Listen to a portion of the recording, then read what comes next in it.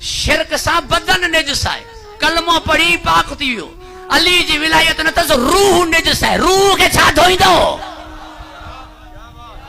अंदर जो पलीत है उन्हीं के छा धोईंदो?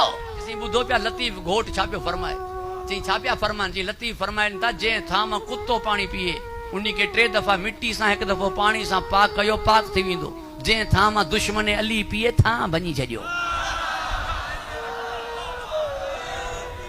एकड़ो मुल्ला मुंह वटायो चवण लगो सुर केडारो सिर केडारो ची खयो तो ता जो लिगारी है नबी बख्श बलोच साहब उनी सुर केडारे के लतीफ जो सुर करार न थो दिए।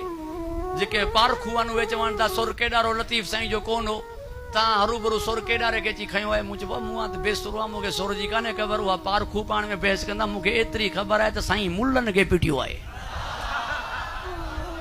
तवज्जो आहे साहिबान चवण लॻो हा इहा ॻाल्हि आहे पिटियो अथई। मुंहिंजो पोइ जॾहिं लतीफ़ तोखे पिटियो आहे त तूं कहिड़ो साईं जे बारे में सच ॻाल्हाईंदे?